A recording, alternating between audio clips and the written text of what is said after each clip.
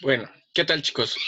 Pues la clase de hoy va a ser muy breve, no voy a realmente tener mucho que explicar. Es acerca del concepto de cantidad de movimiento o momentum. Específicamente también le dicen momento inercial. Es un concepto muy sencillo y se desprende del análisis lo podemos obtener a partir del análisis de las leyes de Newton.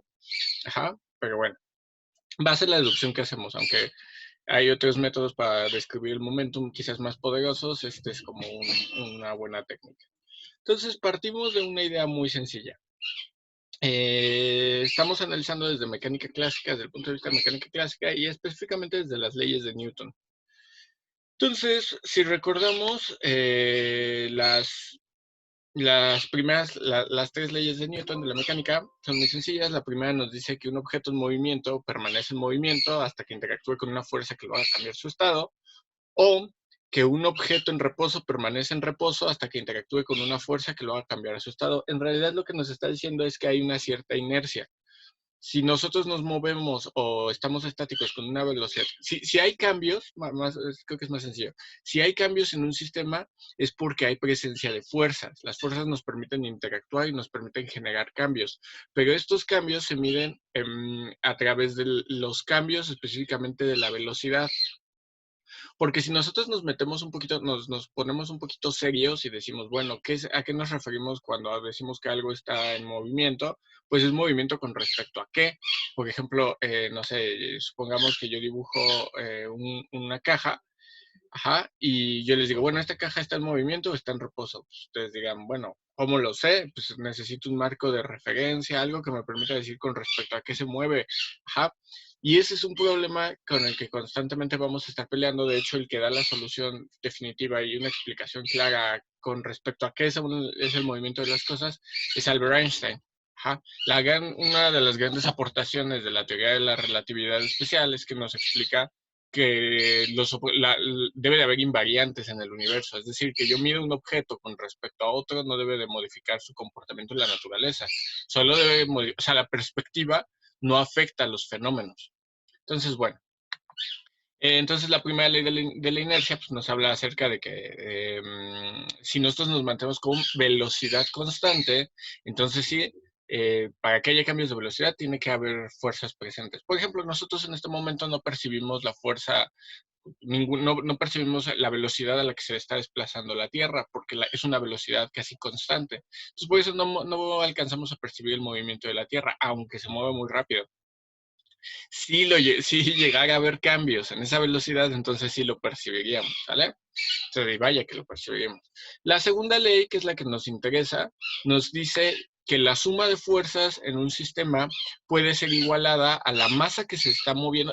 Pensémoslo en un sistema de una sola partícula, o un sistema de un solo objeto, quizás no de muchos objetos, aunque la ley no se va a romper si pongo muchos objetos. Creo que es un poco más fácil, ¿no?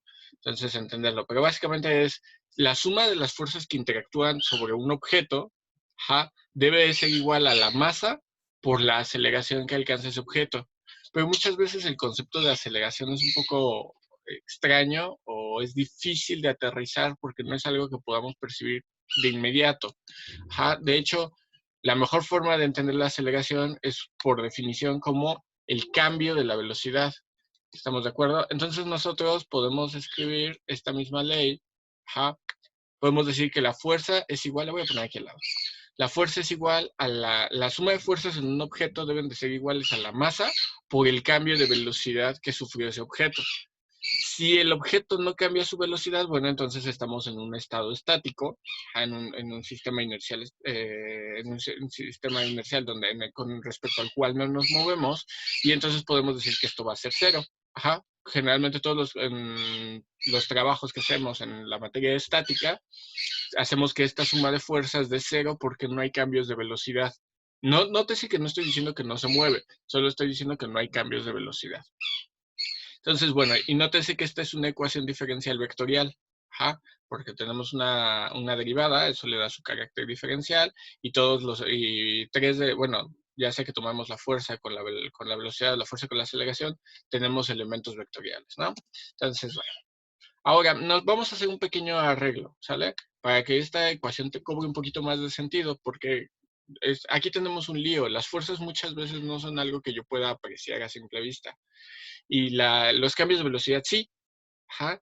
Entonces, como que vamos a hacer un pequeño arreglo. Ajá, la vamos a escribir de esta segunda forma, donde estoy diciendo la suma de fuerzas aplicadas por un cambio de tiempo tienen que seguir, o por un espacio de tiempo, vamos a decirlo, por un cierto tiempo, debe de ser igual a la masa por el cambio de velocidad. Esta ecuación, ajá, tiene un poquito más de sentido que la ecuación anterior. ¿Por qué? Porque ahora me está diciendo, mira, si tú tenías un objeto con una masa determinada y cambiaste la velocidad de ese objeto, entonces es porque se le aplicaron una cierta cantidad de fuerzas. Ajá. Y el cambio de velocidad que experimentó en ese objeto va a ser proporcional a las fuerzas que aplicaste y cuánto tiempo aplicaste esas fuerzas. ¿Estás de acuerdo? Entonces imaginemos que hay un auto, ¿no? El clásico problema que se queda parado el coche y tiene que bajarse la gente y empujarlo. Entonces, para que se produzca un cambio de velocidad en ese auto, tiene que aplicarse una fuerza. Ajá. Y el cambio de velocidad va a ser proporcional tanto a la fuerza como al tiempo que se aplica. Si yo aplico una fuerza, pero luego me retiro, o sea, de inmediato me retiro, pues entonces no va a haber un cambio de velocidad apreciable. Ajá. Entonces, el cambio de velocidad va a ser proporcional a la fuerza que estoy aplicando y durante cuánto tiempo estoy aplicando esa fuerza. Y a su vez va a ser afectado por la masa. No es lo mismo comenzar a mover un auto vacío a comenzar a mover un auto lleno de gente, ¿no? Es la fuerza que yo requiero y el tiempo que necesito aplicar esa fuerza son diferentes. No confundir, ajá, esto con energía. Recuerden, en energías también teníamos fuerzas, pero eran aplicadas por una distancia. Ajá, de hecho, aplicábamos un producto punto con el diferencial de distancia o de posición. En este caso no, estoy aplicando fuerza, pero es por tiempo, no es por distancia. Ajá, entonces es ligeramente diferente. Se van a parecer, pero no son exactamente lo mismo. Entonces, si yo aplico una integral, ¿sí? De los dos lados, bueno, voy a integrar del lado derecho, voy a integrar con respecto al tiempo, entre un tiempo inicial y un tiempo final. Ajá, y del lado derecho perdón, de la izquierda voy a integrar con respecto al tiempo y del lado derecho voy a integrar con respecto a la velocidad. Noten que este sigma me está representando a la suma de todas las fuerzas presentes. Ajá, no estoy diciendo que solo hay una fuerza, puede haber muchas fuerzas y todas esas fuerzas van a estar interactuando. Entonces, la suma de todas las fuerzas presentes. Aquí, pues la masa, si consideramos una masa constante, puede salir de la integral, pues la masa se queda como constante, la integral, integramos la velocidad desde B1 hasta B inicial hasta B final, y me queda de esta forma. Es el cambio de velocidad. Aquí no hay mucho que analizar, esto está como muy directo. Y bueno, a este término, y que es lo interesante ahí a lo que queremos observar, a este término que tenemos aquí, se le conoce como momento inercial o cantidad de movimiento. Ajá. Y es una relación que hay entre la masa de un objeto, ajá, la cantidad de masa que tiene, la cantidad de sustancia que tiene, y la velocidad a la que se desplaza. Nosotros podríamos pensar en un problema sencillo donde tenemos un autobús, ajá, moviéndose a 1 km/h y tenemos a una bicicleta moviéndose también a la misma 1 km/h. ¿Quién va a ser más fácil de detener? Pues la bicicleta. ¿Por qué la bicicleta? Porque su masa es menor. Entonces, de manera instintiva, nosotros pensamos de inmediato en un concepto que decimos, tiene menor inercia. Pero ¿qué es la inercia? Bueno, de hecho, la inercia es esta integral, ¿sí? A esta integral del lado izquierdo la conocemos como inercia. Entonces, mientras que a esta relación, el producto entre la masa y la velocidad, la conocemos como cantidad de movimiento o momentum, o momento inercial. Ahora, nótese que este es lo que llamamos un momento lineal. Yo prefiero utilizar la palabra momentum o cantidad de movimiento, aunque me tarde más, que utiliza la palabra momento. ¿Por qué?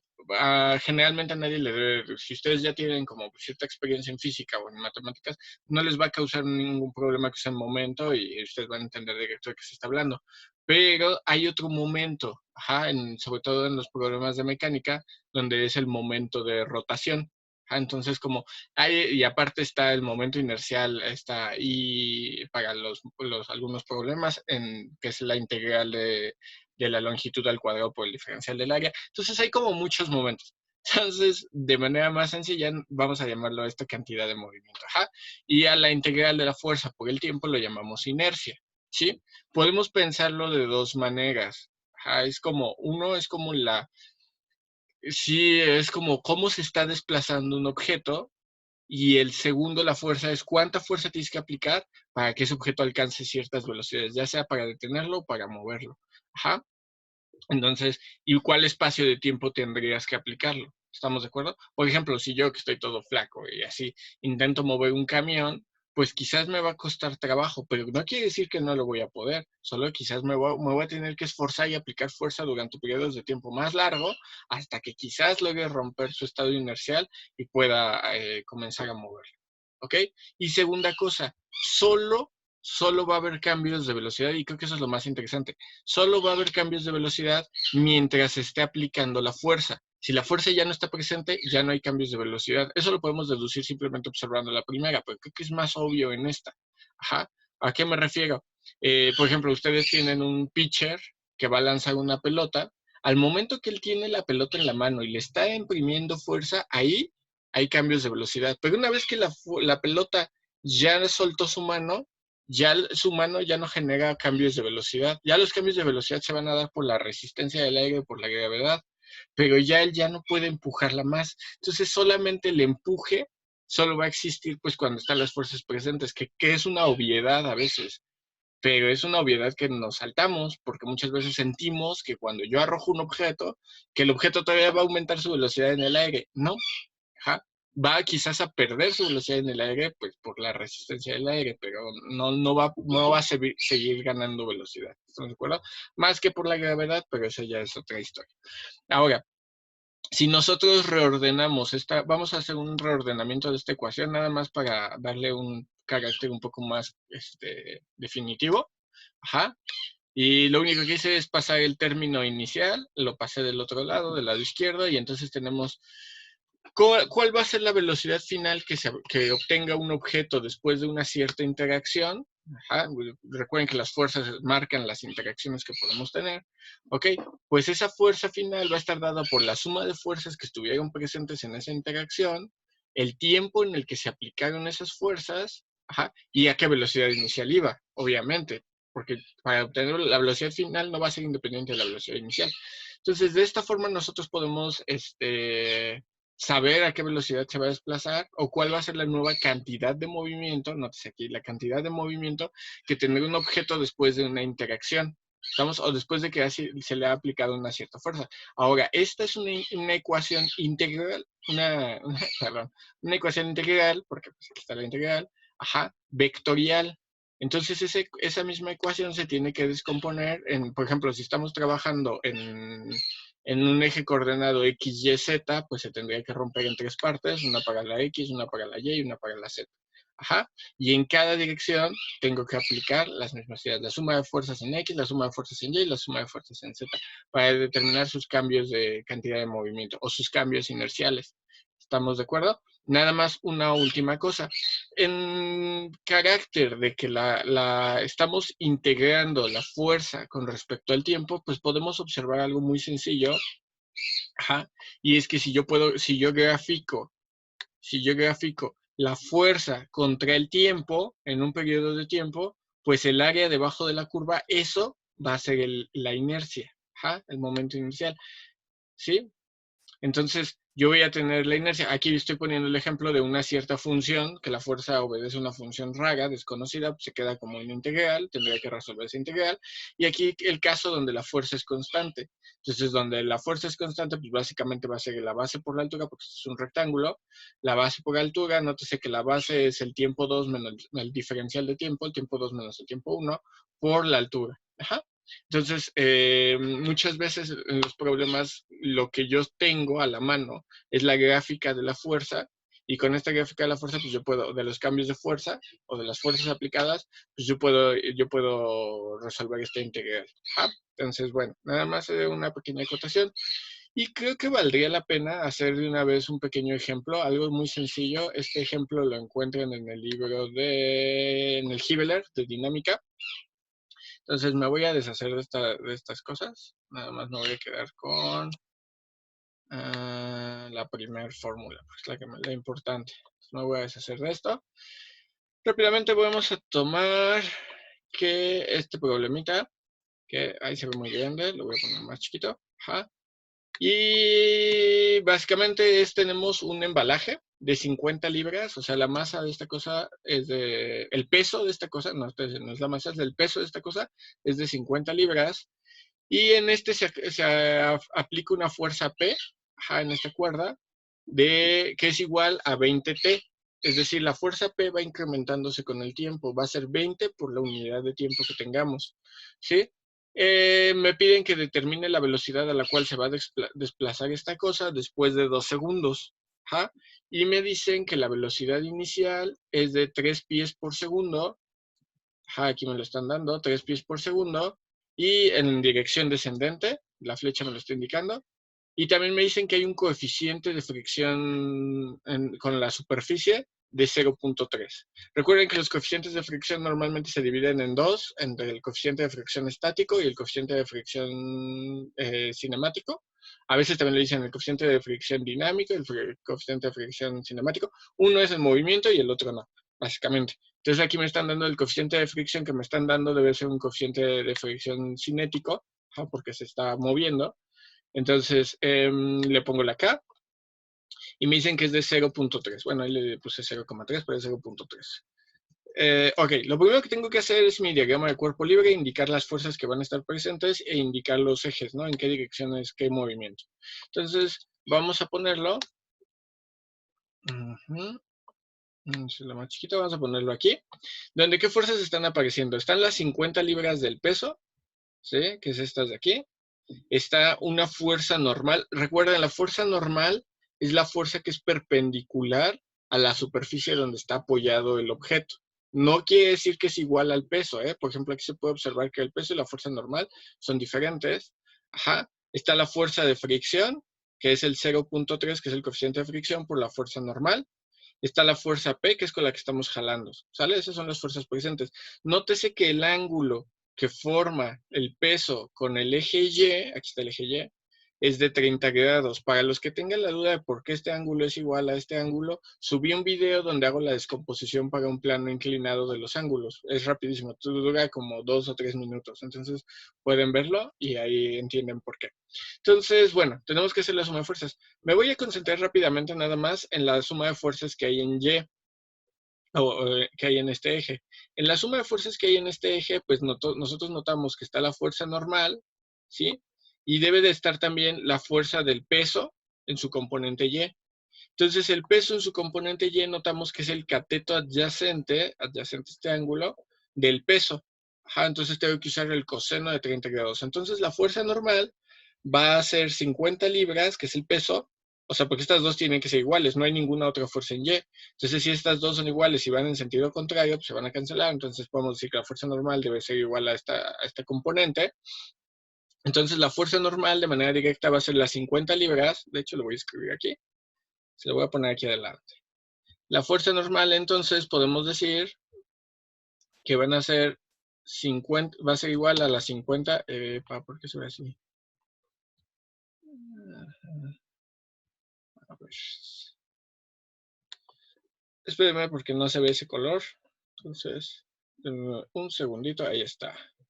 Entonces, la fuerza normal, si nos fijamos, la única fuerza con la que compite es el peso. Esta caja, este embalaje no brinca y no se hunde, entonces tiene que mantenerse siempre a la misma posición en Y. Eso quiere decir que las fuerzas en Y tienen que estar balanceadas, porque si no estuvieran balanceadas, habría movimiento, habría cambios de velocidad en Y entonces esta cosa tendría cambios. Bueno, aquí podemos decir que entonces que el peso en su componente Y debe ser igual a la fuerza normal, entonces la fuerza normal debe ser las 50 libras por el seno, del ángulo de 30. Perdón, por el coseno, porque es el cateto opuesto. que diga, es el cateto adyacente. Ajá, coseno de 30. Ahí está la fuerza normal. Ok, entonces si ya tenemos la fuerza normal, ya podemos obtener la fuerza de fricción. Entonces vamos a hacer ahora esta ecuación. No tiene mucho sentido que la analice en Y. En Y justo acabamos de ver que no hay cambios de velocidad. Su velocidad inicial en Y es 0, porque no está hundiéndose ni subiendo. Su velocidad final en Y va a seguir siendo 0. Y eso quiere decir que la suma de fuerzas debe de ser 0, no importa en qué periodo de tiempo lo haga, si lo hago en 2 segundos, 3 segundos, 8 segundos, 20 segundos, la suma de fuerzas en Y se mantiene 0, porque estas fuerzas están en equilibrio, y entonces de ahí puedo decir que este peso, la componente Y de este peso y la fuerza normal son iguales, ¿ok? Ahí no hay problema. Pero ¿qué pasa en la componente X? Ahí sí que hay distintas fuerzas, ¿no? Entonces vamos a establecer nuestra ecuación, ¿ok?